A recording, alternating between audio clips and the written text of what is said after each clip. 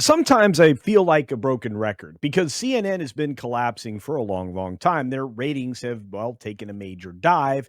And as was recently exposed by the CNN group itself, losing in a major defamation trial, one that will be precedent setting, we found out that over the course of 3 years, through the end of 2023, they lost 18% of their advertisement revenue on top of a huge chunk of their audience. They only ended up with something like $489 million in total dollars earned from that endeavor.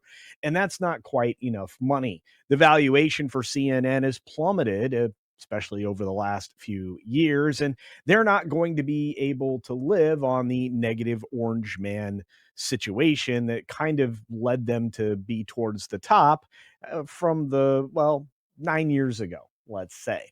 Now, I will say this: CNN is definitely experiencing layoffs, as I've reported in a recent 6 Minute Daily, but it's more. It's more extensive than that. There's more going on here, and there's more top tier talent that's going to be chased off. And we're going to jump into a story that was released by a little known outlet today called People Matters Global, whatever that is. Let's jump into it. Here's the article right here. Layoffs in the media. CNN job cuts come amid dismal ratings. Well, those ratings are terrible. I kind of just broke them down for you, losing giant chunks of the audience, plus huge amount of advertiser revenue. Impending layoffs at CNN signal the company's pivot to digital amid shifting viewer preferences and dwindling trust in legacy media, which I've been talking about for basically the 4+ years that I have been on this platform. I will tell you that between 1 and 200 people in these layoffs, that's a definite. There may be more, and there's some talent that's being targeted as well, but in a more subtle way because they still have their contracts in place. As we break it down, cable news hasn't been doing very well. They've been largely discredited from their banging of the drum against Orange Man bad for 9, 10, 12 years.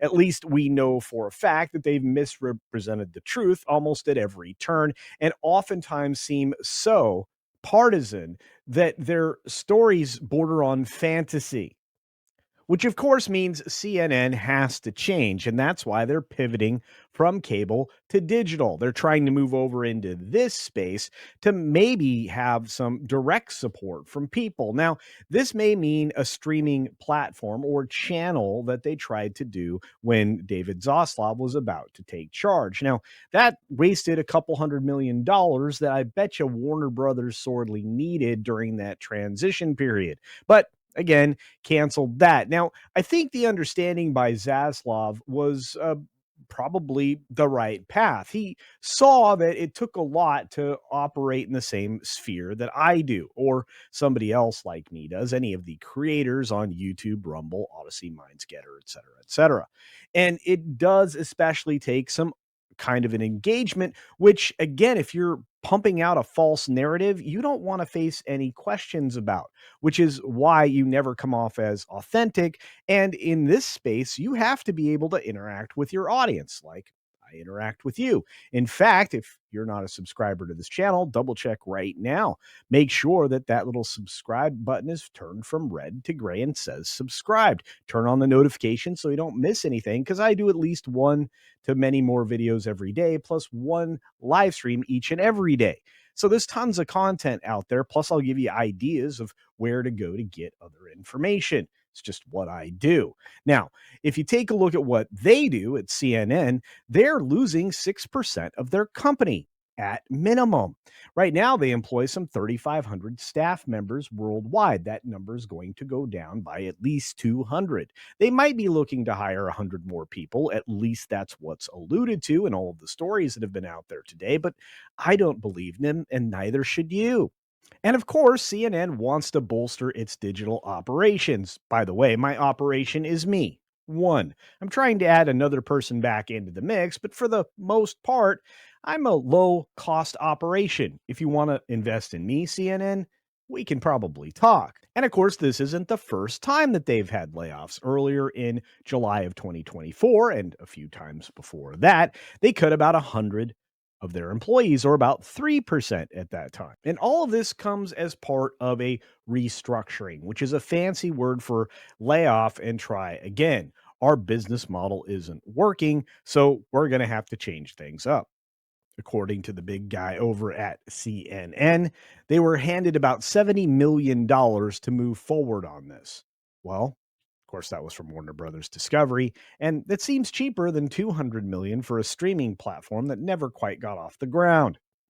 And as the article points to, CNN's criticism of Trump was basically the only thing that they had to serve up for a very long time, much like PMSNBC and the other wishing they were news channels, cable channels that just weren't getting any traction. So while a lot of recognizable talent is not going to turn over, there's one name that just keeps popping to the top: Jim Acosta.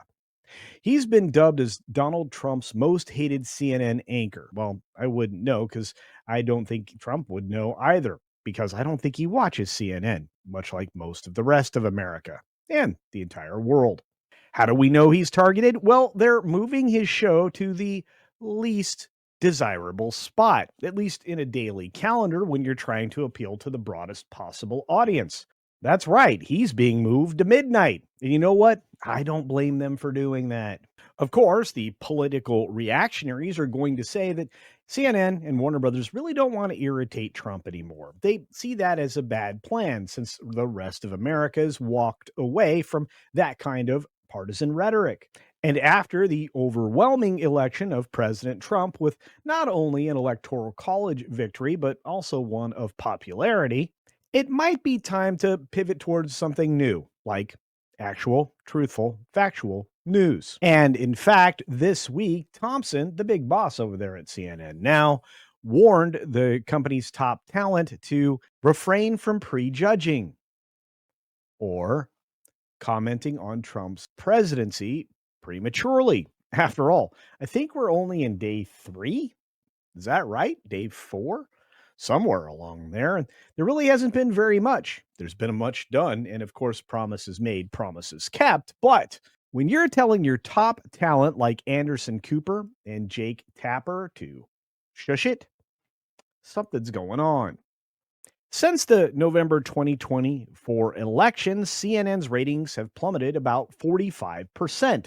I would say that's incredibly severe. I would say that's more than severe. That's disastrous. They're only raking in about 398,000 viewers. 398,000 viewers?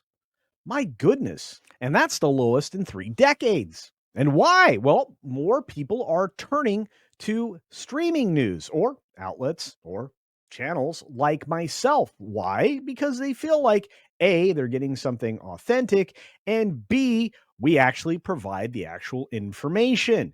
It's not speculation. We don't often rely on unknown sources. In fact, we go to sources like this article next to me right now, which seems to have basically the facts. And the previous guy that was at CNN was on the right path. And he said something very enlightening recently. There isn't a media executive that doesn't know there's a problem. The facts are that people have lost trust in the legacy media. Apart from CNN, a few other mainstream media companies are laying off staff, which is going to include MSNBC for another go round over there. And even NBC News, according to sources, at least here in this article, are going to go and get rid of about 50 team members this week. Of course, it's not just the cable news folks that are having trouble, it's everywhere. Digital news media is having a problem as well. In fact, the Washington Post has fired 4% or fewer than 100 workers, reportedly to cut costs. The company's billionaire owner, Jeff Bezos, certainly could afford them. But why? You're not making any money.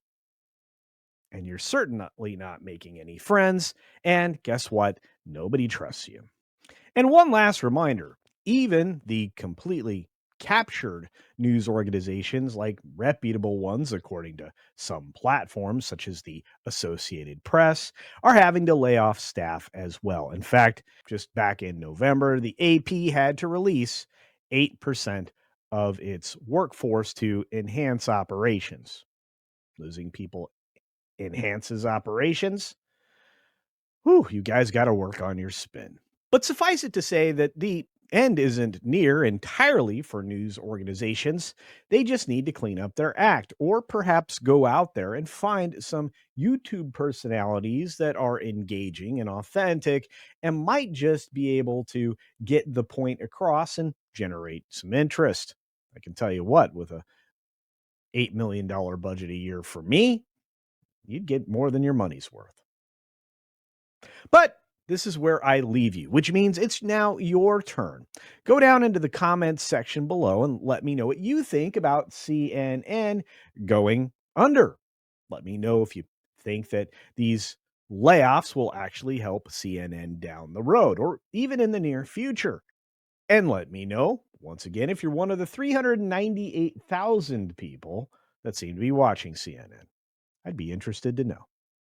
On that note, be sure to take care of yourself, take care of others, and until next time, see ya for real.